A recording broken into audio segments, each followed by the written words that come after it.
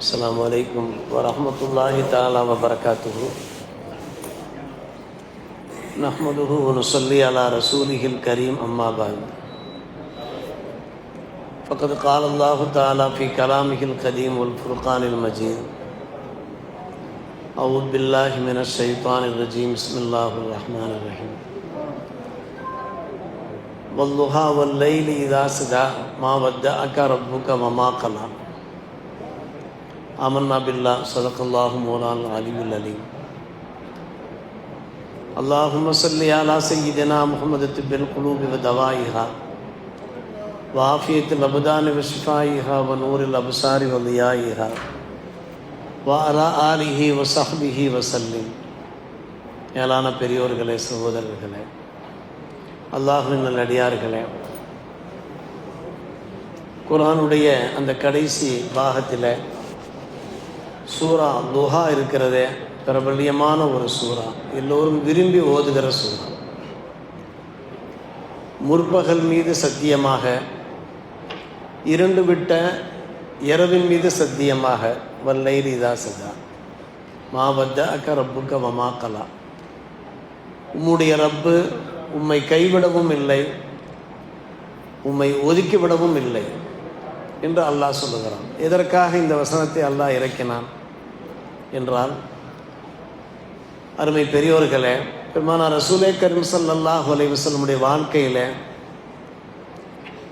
ஒரு சமயம் ஒரு சுகவீனம் ஏற்பட்டது. உடல் நலமில்லாமல் ஆகிவிட்டார்கள். இஷ்டகா என்கிற அரபி வாசகம் பயன்படுத்தப்பட்டிருக்கிறது. எனவே அவர்கள் படுக்கையில் இருந்தார்கள். இரவு கூட தஹஜ்ஜத் தொழ முடியவில்லை. 2 நாட்களாக இரவு தொழுகையை நிறைவேற்ற முடியவில்லை. ஒரு காலம் அவர்கள் இரவு தொழுகையை விடமாட்டார்கள், கியாமுல் லைலை விடமாட்டார்கள். இந்த செய்தியை அறிந்த பெருமானார் ரசூலே கரீம் ஸல்லல்லாஹு அலைஹி வஸல்லுடைய பரம எதிரியாக இருந்த உம்மு ஜமீல் என்கிற பெண்மணி, அபூ லஹபினுடைய மனைவி, ஒரு அறிவிப்பில் அப்படித்தான் வருகிறது. பெருமானாருடைய இல்லத்திற்கு வந்து பெருமானாரை பார்த்து நகைக்கின்ற முறையில், உம்முடைய ஷைத்தான் உம்மை கைவிட்டு விட்டான், உம்முடைய ஷைத்தான் உம்மை கைவிட்டு விட்டதோடு உம்மை வெறுத்து ஓடிவிட்டான், இனி உனக்கு கவலை இல்லை என்கிற வார்த்தையை பிரயோகிக்கிறார் அந்த பெண்மணி. ஒரு சூடான வார்த்தை, ஒரு கடுமையான வார்த்தை.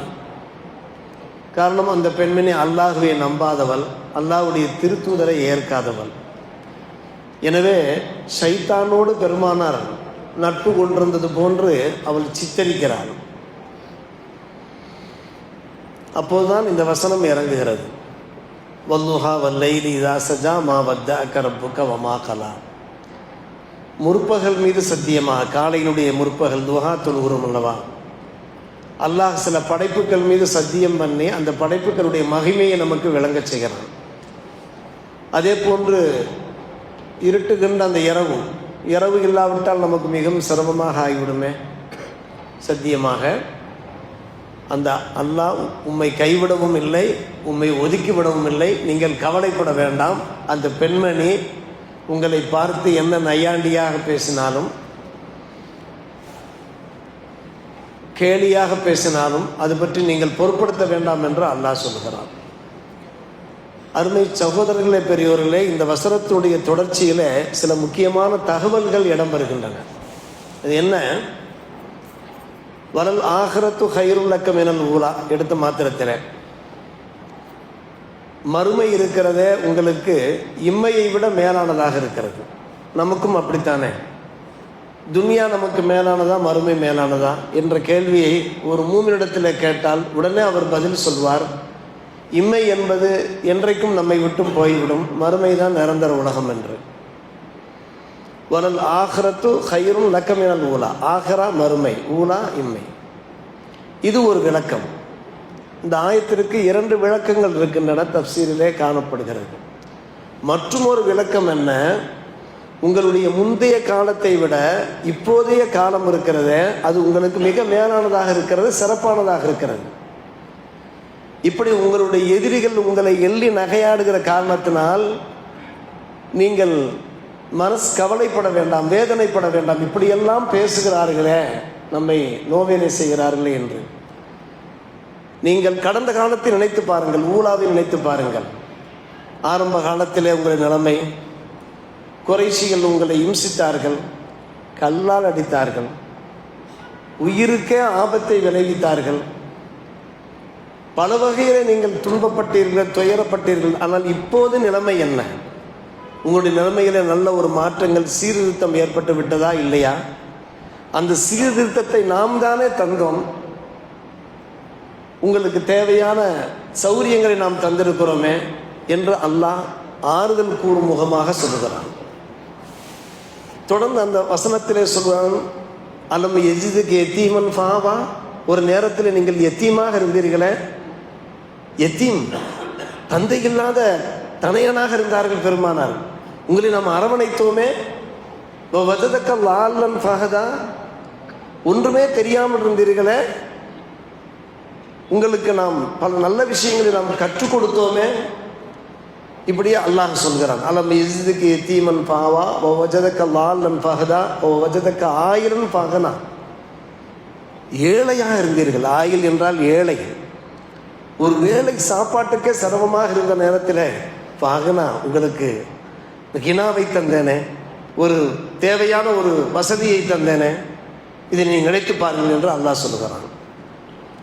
எதற்காக அல்லாஹ் அந்த வசனங்களை நமக்கு பெருமானாருக்கு இறக்கி வைத்தான் என்றால், நமக்கு அல்லாஹ் உணர்த்துகிறான், கடந்த காலத்தை நாம் மறந்து விடல் ஆகாது.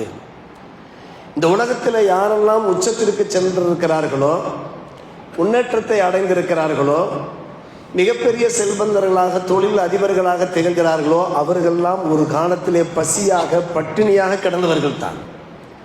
பல்வேறுபட்ட கசப்பான அனுபவங்களை அனுபவித்தவர்கள் தான். அதற்கு பின்புதான் அன்பான பெருமக்களே, அவர்கள் கொஞ்சம் கொஞ்சமாக வாழ்க்கையிலே முன்னேறுகிறார்கள், உயர்கிறார்கள். வாழ்க்கையிலே உயர்ந்ததற்கு பின்னாலே, வளம் பெற்றதற்கு பின்னாலே படைச்சவனை மறக்கக்கூடாது. கடந்த காலத்தை ஒருபோதும் மறக்கக்கூடாது, திரும்பி பார்த்து கொண்டே இருக்க வேண்டும். ஆரம்ப காலம் நம்முடைய நிலை எப்படி, இப்போது அல்லாஹ் நம்மை கௌரவமாக கண்ணியமாக வாழ வைத்திருக்கிறானே, இந்த வாழ்க்கையை தந்தவன் யார் என்கின்ற யோசனையிலே நாம் அவ்வப்போது அல்லாஹுக்கு நன்றி பாராட்டியவர்களாக இருக்க வேண்டும் என்பதற்காக வேண்டிதான் இந்த சூறாவை. மருகும் தாஜு சரியத் எஸ்ஆர் சம்சுல் உதாதிருத்தவர்கள் புதுமனை போகிறார்கள். இந்த சூறாவை ஓத சொல்லுகிறார்கள். 2 ரக்காத் நஃபில் தொழுகை நிறைவேற்றப்படுகிறது அவர்களுடைய அந்த புதிய இல்லத்தில். நம் ஊர் மக்கள் நிறைய சென்றிருந்தார்கள். உலமாக்கள், நூற்றுக்கணக்கான உலமாக்கள் குழுமி இருந்தார்கள். நான் ஏன் இந்த சூறாவை ஓத சொன்னேன் என்றால், நானும் தந்தை இல்லாதவன், நான் ஒரு எத்தீம், வீட்டில் வசதி வாய்ப்பு ஏதும் இல்லை. இப்போது அல்லாஹ் எனக்கு ஒரு இல்லத்தை தந்திருக்கிறான், வீட்டை தந்திருக்கிறான், ஒரு வசிப்பிடத்தை தந்திருக்கிறான். பெருமானாருக்கு அல்லாஹ் ஞாபகப்படுத்திய அந்த வசனங்கள் என் நினைவுக்கு வருகின்றன என்று சொல்லி அவர்கள் குலுங்கி குலுங்கி அழுததாக இன்றைக்கும் அந்த ஊர் மக்கள் பேசுகிறார்கள். அருமை சகோதரர்களே, பெரியவர்களே, நம்முடைய வாழ்க்கையிலையும் கடந்த கால வாழ்க்கை இருக்கிறது, அது ஒரு கசப்பான வாழ்க்கையாகத்தான் இருந்திருக்கும். கடந்த காலத்தை நாம் ஒருபோதும் மறந்துவிடவே கூடாது. பெருமானார் ரசூலே கரீம் ஸல்லல்லாஹு அலைஹி வஸல்லம் அவர்களுக்கு உணர்த்தப்பட்ட விஷயங்கள் நமக்கு உணர்த்தப்பட்ட விஷயங்களாக நாம் எடுத்துக்கொள்ள வேண்டும். பல சௌஃப யூத்திக்க ரப்புக்க ஃபதர்லா, உம்முடைய ரப்பு இருக்கிறானே, உங்களுக்கு வேண்டியதை வழங்குவான், நீங்கள் திருப்தி கொள்வீர்கள் என்று சொன்னபோது நாம் பலமுறை சொன்ன விஷயம்தான்.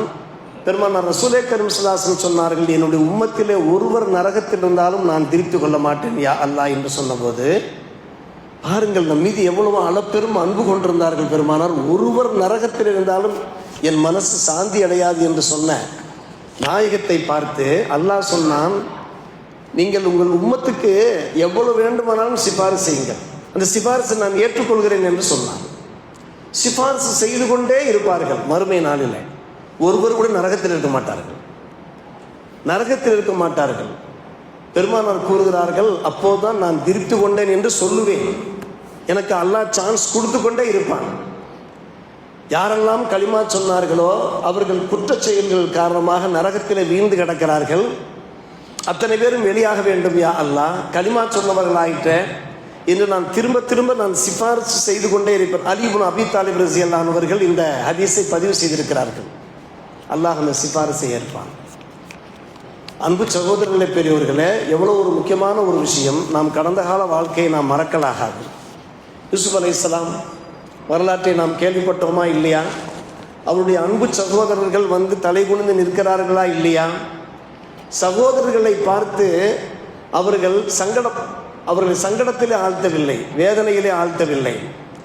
தங்களுடைய கடந்த காலத்தை அவர்கள் யோசித்து பார்க்கிறார்கள். ஒரு நேரத்தில் நம்முடைய நிலை என்ன? வீட்டிலிருந்து வெளியே வந்தோம், பல்வேறுபட்ட துன்பங்களுக்கும் துயரங்களுக்கும் ஆளானோம், கிணற்றிலே நாம் வீசப்பட்டோம், சந்தையிலே நாம் இருக்கப்பட்டோம், ஒரு எஜமானிக்கு அடிமையாக ஆனோம், அங்கு பல்வேறுபட்ட அனுபவங்களை நாம் அடைந்தோம். இன்றைக்கு கருவூல மந்திரியாக நாம் இருக்கிறோம். யூசுப் அலைஹிஸ்ஸலாம் கடந்த காலத்தை யோசித்து பார்த்து சொல்கிறார்கள். வசனம் இப்படி அமைகிறது, மை யத்தகி வ யஸ்பிர் ஃப இன்னல்லாஹ லா யுதியு அஜ்ரல் முஹ்சினீன். யார் அல்லாஹ்வை பயந்து பொறுமை காக்கிறாரோ அல்லாஹ் ஒருபோதும் இந்த நல்லவர்களுக்கான அந்த கூலியை வீணடிக்க மாட்டான். இந்த வசனத்தை தான் சொன்னார்கள். அவர்கள் தம்முடைய சகோதரர்கள் தங்களை வஞ்சித்தார்களே, துன்புறுத்தினார்களே, கொல்ல பார்த்தார்களே, அதையெல்லாம் அங்கே பேசவில்லை. என் கடந்த காலம் எப்படி இருந்தது, இப்போது நிகழ்காலம் எப்படி இருக்கிறது, இந்த அந்தஸ்தை தந்தவன் யார் என்றுதான் யோசித்தார்கள். ஒவ்வொருவரும் யோசிக்க வேண்டும். அருமை சகோதரர்களே, பெரியவர்களே, அப்துல் ரஹ்மான் இப்னு அவுஃப் ரலியல்லாஹு அன்ஹு அவர்களிடத்தில் நோன்பு திறப்பதற்காக வேண்டி தாம் கொண்டாந்து வைக்கப்படுகிறது. இப்போ நாம் நோன்பு திறப்பதற்காக வேண்டி சில பட்சணங்கள் வைக்கப்படுவது போன்று பார்ப்பதற்கு சுவையான உணவுகள். அழுகிறார்கள். அப்துல் ரஹ்மான் இப்னு அவுஃப் ரலியல்லாஹு அன்ஹு அவர்கள் அழுகிறார்கள். ஏன் அழுகிறீர்கள் என்று அவர்களை பார்த்து கேட்கப்படுகிறது. முஸ்அப் இப்னு உமைரை நான் யோசித்து பார்க்கிறேன். அவர் மிகப்பெரிய செல்வந்தர். அவர் இஸ்லாத்தை ஏற்றதன் காரணமாக அவருடைய குடும்பத்தினர் அவரை துரத்தி அடித்தார்கள். உடுத்திய உடையோடு பெருமானாருடைய சமூகத்துக்கு வந்து அவர் இஸ்லாத்தை தழுவினார், ஏற்றார். முஸ்அப் இப்னு உமைர் மூலமாகத்தான் மதீனாவிலேயே இஸ்லாம் பரவியது, குர்ஆன் கற்பிக்கப்பட்டது. அது ஒரு தனி வரலாறு, அருமை சகோதரர்களே. ஆனால் அவர் இறந்து போனதற்கு பின்னாடி அவருடைய நிலைமை எப்படி இருந்தது தெரியுமா? அவருடைய கஃன் துணியினுடைய நிலை எப்படி இருந்தது தெரியுமா? தலையை மறைத்தால் கால் தெரிகிறது, காலை மறைத்தால் தலை தெரிகிறது. ஒரு நேரத்தில் அவர் மிகப்பெரிய கோடீஸ்வரராக இருந்தபோது டெய்லி ஒரு புதிய ட்ரெஸ் அணிய முடியும்.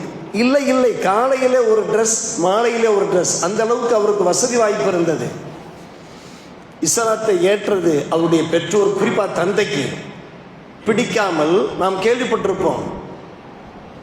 உடுத்திய ட்ரெஸ்ஸை அப்படியே களைந்து அம்மனமாக துரத்தினார் தந்தை.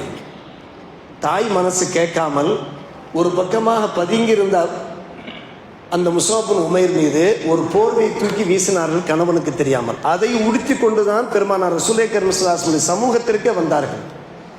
அப்துல் ரஹ்மான் இப்னு அவுஃப் சொல்கிறார்கள், எப்படிப்பட்ட ஒரு செல்வந்தர்! நான் அவரை நினைத்து பார்க்கிறேன், நான் யோசித்து பார்க்கிறேன். இப்போது இவ்வளவு பெரிய உயர்வான உணவுகள் கிடைக்கிறது. ஒரு நேரம் அப்படி இருந்தது. எங்கே இந்த உலகத்திலே நமக்கு தேவையான எல்லா இன்பங்களையும் தந்து மறுபுலகத்திலே உங்களுக்கு ஒன்றும் இல்லை என்று அல்லாஹ் கைவிரித்து விடுவானோ என்று நான் பயந்து அழுகிறேன் என்று சொன்னார்கள். உஜ்ரத்து ஹசனாத்துனா ஃபித் துன்யா. நமக்கும் சில சமயங்களில் நடுக்கம் ஏற்படுகிறது. உயர்வான உணவுகளை பார்க்கிற போது இப்படி அல்லாஹ் ரப்புல் ஆலமீன் நம்மை மகிழ்விக்கிறான். அறுசுவை உணவுகள் நம் சமூகம் வந்து சேர்கிறது. இதான் உலகத்தில் எல்லாத்தையும் அனுபவிச்சு இல்லை, மறுமையில் உனக்கு ஒன்றும் கிடையாது என்று சொல்லிவிடுவானோ என்கிற அச்சம் நமக்கு ஏற்படுகிறது. அப்துல் ரஹ்மான் இப்னு அவுஃப் ரலியல்லாஹு அன்ஹு அவர்களுக்கு ஏற்பட்டது போன்று ஏற்பட வேண்டுமா இல்லையா? அன்பான பெருமக்கள், அவர்கள் கடந்த காலத்தை நினைத்து பார்க்கிறார்கள். நாம் மறக்கக்கூடாது. ஏன் மறக்கக்கூடாது? அதன் காரணமாக ஒரு அகம்பாவம் வந்துவிடக்கூடாது. நிறைய பேர் பார்க்கலாம், திடீர் பணக்காரர்கள், திடீர் கோடீஸ்வரர்கள், குபேரர்கள். அவர்கள் என்ன செய்வார்கள்? கால் மேல் காலை தூக்கி போட்டுக்கொண்டு அவர்களுடைய செயல்பாடு, அவருடைய பேச்சே தனாபட்டாக இருக்கும். நாம் பார்க்கிறோமா இல்லையா? ஆனால் ஆரம்ப காலத்திலே அவர்கள் பிளாட்ஃபார்ம் வியாபாரம் செய்தவர்களாக இருப்பார்கள். வீட்டுக்கு வரக்கூடிய விருந்தாளிகளை கூட அவர்கள் சரியான முறையில் கண்ணியப்படுத்த மாட்டார்கள். கடந்த காலத்தை நினைத்து பார்க்க வேண்டுமா இல்லையா? அன்பு சகோதரர்களே, ஃபாத்திமா பின் அசத் ரலியல்லாஹு அவர்கள் இறக்கிறார்கள். தாங்கள் ஜன்னத்துல் பக்கீ சென்றிருப்பீர்கள். புனித மதீனாவில் ஜன்னத்துல் பக்கீல ரவுஹா என்று ஒரு இடம் இருக்கிறது. ஜன்னத்துல் பக்கீனுடைய அந்த மேல் பக்கத்தில் ரவுஹா, அந்த ரவுஹா என்ற இடத்தில் தான் ஃபாத்திமா பின் அசத் ரலியல்லாஹு அன்ஹா அவர்கள் நல்லடக்கமாயிருக்கிறார்கள். நாங்கள் பலமுறை ஜியாரத்து செய்திருக்கிறோம். கொஞ்சம் தூரம் நடக்க வேண்டும், ஜன்னத்துல் பக்கீனுடைய அந்த கடைசிக்கு செல்ல வேண்டும். பலமுறை நாம் உஸ்மான் பின் அஃபான் ரலியல்லாஹு அன்ஹு அவர்களும் அதற்கு பக்கத்தில் தான் அடக்கமாயிருக்கிறார்கள். ஃபாத்திமா பின் அசத் அவங்க யாரு தெரியுங்களா? அபூ தாலிபினுடைய மனைவி. அபூ தாலிப் இஸ்லாத்தை ஏற்கவில்லை. ஃபாத்திமா ரலியல்லாஹு அன்ஹா அவர்கள், ஃபாத்திமா என்றால் அபூ தாலிபுடைய மனைவி ஃபாத்திமா, பெருமானார் ஸல்லல்லாஹு அலைஹி வஸல்லம் மகள் ஃபாத்திமா அல்ல. நபிகள் நாயகம் ஸல்லல்லாஹு அலைஹி வஸல்லம் தந்தை இறந்ததற்கு பின்னாலே, தந்தை முதல்ல இறந்து விட்டார்கள் அல்லவா, அவர்களை தத்தெடுத்து வளர்த்தவர்கள் first Abdul Muttalib, next Abu Talib. Abu Talib இறந்து போகிறார்கள், அவர்களும் இறந்து போகிறார்கள். இறந்து போனதற்கு பின்னாலே தத்தெடுத்தவர்கள் யாரு? அவருடைய அருமை மனைவி, அதாவது இவர்களுக்கு சின்னம்மா, பெருமானாருக்கு சின்னம்மா, ஃபாத்திமா பின் அசத் சின்னம்மா. ஃபாத்திமா அவர்கள் இறக்கிறார்கள். பெருமானார் ரசூலே கரீம் ஸல்லல்லாஹு அழுது கொண்டே சென்று அவருடைய தலைமாட்டிலே அமர்கிறார்கள். என் தாய்க்கு பின்னால் என் தாயை, இப்படியே யா உம்மி பாத உம்மி, பெத்த தாய் ஆமினா இருந்தார்கள் அல்லவா, என் தாய்க்கு பின்னால் அடுத்த தாயை நீங்கள் என்னை எப்படி அரவணைத்தீர்கள்? நீங்கள் பசியாக இருப்பீர்கள், எனக்கு வயிறு நிறைய உணவை தருவீர்கள். நீங்கள் இப்படி இந்த வாசகம், இது ஹதீஸ்ல வருகிற வாசகம், நீங்கள் கந்தல் ஆடையை அணிவீர்கள், எனக்கு அழகிய ஆடையை தருவீர்கள். நீங்கள் சாதாரண உணவு, வாசக அரபியை சொல்லாமல் தமிழ் மட்டும் நான் சொல்லுகிறேன், நீங்கள் சாதாரண உணவு சாப்பிடுவீர்கள், ஆனால் எனக்கு மட்டும் நல்ல உணவாக தருவீர்கள்.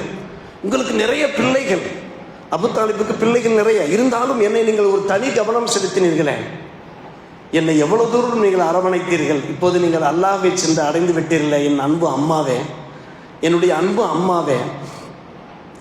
குளிப்பாட்டுவதற்காக வேண்டி காஃபூர் என்கிற அந்த வாசனை தரவம் அதில் கலக்கப்பட்டு அந்த தண்ணீரை பெருமானார் ரசூலே கரீம் ஸல்லல்லாஹு அலைஹி அவர்கள் கொடுத்து குளிப்பாட்டும்படி சொல்கிறார்கள். அந்த இடத்தில் அதற்கு உசாமா ரலியல்லாஹு அன்ஹு அவர்கள் இருக்கிறார்கள், அபு அய்யூப் அன்சாரி ரலியல்லாஹு அன்ஹு அவர்கள் இருக்கிறார்கள், போன்ற சத்திய சஹாபிகள் இருக்கிறார்கள். குளிப்பாட்டப்பட்டு விட்டது. தாங்கள் போட்டிருந்த அந்த ட்ரெஸ்ஸை எடுத்து, கமீஸை எடுத்து, இந்த கமீஸினால் என்ன செய்யுங்கள், அவர்களுக்கு நீங்கள் கஃபன் செய்யுங்கள் என்று கூறுகிறார்கள். தங்களுடைய அந்த உள்பக்கமாக போட்டிருந்த அந்த ட்ரெஸ்ஸையும் கொடுத்து இவர்கள் வேறு ட்ரெஸ் மாற்றிக்கொள்கிறார்கள். கபர்ஸ்தானுக்கு செல்கிறார்கள். அங்கே ஜன்னத்துல் பக்கீல ரவுஹா இடத்துக்கு செல்கிறார்கள். அங்கே சில அன்பு நண்பர்கள், சில நண்பர்கள், உசாமா பின் ஸைத் ரலியல்லாஹு அன்ஹு போன்ற நண்பர்கள், அபூபக்கர் சித்திக் ரலியல்லாஹு அன்ஹு, உமர் இப்னு கத்தாப் போன்றவர்களெல்லாம் குழி தோண்டியவாறு இருக்கிறார்கள். நபிகள் நாயகம் ஸல்லல்லாஹு அலைஹி அவர்கள் குழியிலே இறங்குகிறார்கள். அவர்களும் அந்த பிள்ளைக்குள்ளே லஹதி என்று சொல்வார்கள் அல்லவா, அதிலிருந்து மண்ணை எடுத்து வெளியே எடுத்து போட்டுவிட்டு, சற்று கவனிக்க வேண்டும், உள்ளே கிடந்து சற்று நேரம் புரளுகிறார்கள். தன்னுடைய தாயல்லவா இங்கே கிடக்க போகிறார்கள். சற்று நேரம் உள்ளே படுத்திருக்கிறார்கள், அந்த கபரில் படுத்திருக்கிறார்கள். ஹதீஸ் கிதாபில் காணப்படுகின்ற உண்மை அருமை சகோதரர்களே, பெரியோர்களே.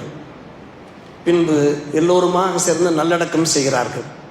ஃபாத்திமா பின்த் அசத் ரலியல்லாஹு அன்ஹா அவர்கள், சத்திய சஹாபிகள் கேட்கிறார்கள், எத்தனையோ பேருடைய நல்லடக்கத்திலே தாங்கள் கலந்திருக்கிறீர்கள், ஆனால் இந்த அம்மாவுக்கு மட்டும் நீங்கள் இப்படி செய்திருக்கிறீர்களே, என்ன காரணம் என்று கேட்டபோது தங்களுடைய அந்த கடந்த காலத்தை எடுத்து சொல்லிய கையோடு, ஆம், நான் உடுத்திய அந்த ட்ரெஸ்ஸின் மூலமாக அவர்கள் கஃனிட்டதன் அடிப்படையில் மறுமை நாளிலே அவர்களுக்கு பட்டாடைகள் அணியப்பட வேண்டும் என்று நான் ஆசைப்பட்டேன். துவாவும் செய்கிறார்கள், அல்லாஹும்ம வஸீ கபரஹா என்று துவாவும் செய்கிறார்கள். அதே போன்று நான் ஏன் உள்ளே படுத்து எழுந்தேன் என்றால், என்னுடைய தாயின் கபர் விசாலமாக்கப்பட வேண்டும், அதனுடைய ஒரு பரக்கத்தினால். பி ஹக்கி நபியிக்க பி ஹக்கி அன்பியாயிக்க என்கிற அந்த துவாவெல்லாம் ஓதுகிறார்கள். என்னுடைய தாயின் இந்த கபர் விசாலமாக்கப்பட வேண்டும். எவ்வளவு நன்றி விசுவாசம் பாருங்கள். பொதுவாகவே பெற்றவர்களை மறக்கக்கூடாது. அதை தாண்டி பெற்றவர்கள் அல்லாமல் நம்மை வளர்த்தவர்கள் சில பேர் இருப்பார்கள். நம்முடைய வளர்ப்புக்கு காரணகர்த்தாக்கள் சில பேர் இருப்பார்கள். நாம் யோசித்து பார்த்தால் தான் நமக்கு தெரியும். எனக்கு தெரியும், எனக்கு இன்றைக்கும் ஞாபகம் இருக்கிறது. என்னுடைய பெரிய நன்னிமா சின்ன நன்னிமாவெல்லாம் என்னை அரவணைத்திருக்கிறார்கள். அவர்கள் பெற்ற பிள்ளைகள் என்னுடைய மாமாக்கள் இருக்கிறார்கள். ஊருக்கு நான் சென்றேன் என்றால் முதலிலே மாமா மாமா என்று சுற்றி சுற்றி வருவேன். இந்த வயசிலேயும் கூட அவர்கள் வயது ஆகிவிட்டது, மருதாணி தாடியோடு இருக்கிறார்கள். என் அருகே வந்து நின்றார்கள். பார்க்கின்றவர்களிடத்தெல்லாம் நான் சொல்வேன், இவர்கள் தான் என்னுடைய செல்ல மாமா, எனக்கு ஆங்கிலம் படித்து கொடுத்தவர், எனக்கு ஆங்கிலம் சீக்கிரம் வராது, அதனால் என்னுடைய மாமாவிடத்திலே என்னுடைய தாயார் அனுப்பி வைத்தார்கள். அன்பு சகோதரர்களே, பெரியவர்களே, இப்படி என்ன செய்கிறார்கள்? பெருமானார் ரசூலே கரீம் ஸல்லல்லாஹு அலைஹி வஸல்லம் இதை எடுத்து சொல்கிறார், ஞாபகப்படுத்துகிறார். கடந்த காலத்தை ஒருபோதும் நாம் மறக்கவே கூடாது. இதுதான் இந்த சூறாவுடைய தாற்பயமே. யார் எடுத்தாலும் சரி, அன்பான பெருமக்கள், எவ்வளவு பெரிய தொழில் அதிபர்கள், லூலு சூப்பர் மார்க்கெட் வைத்திருக்கிறார்கள் அல்லவா, மிகப்பெரிய கோடீஸ்வரர் பணக்காரர்கள், யார் எடுத்தாலும் சரி, ஆரம்ப காலம் அவர்களுக்கு சாதாரண காலமாகத்தான் இருக்கும். பின்பு உழைப்பிலே உயர்கிறார்கள், முன்னேற்றம் பெறுகிறார்கள், உச்சத்திற்கு செல்கிறார்கள். எனும்போது நாம் என்ன செய்ய வேண்டும்? அந்த கடந்த காலத்தை நினைத்து ஏழைகளை ஆதரிக்க வேண்டும், அல்லாஹுக்கு நாம் நன்றி செலுத்த வேண்டும்.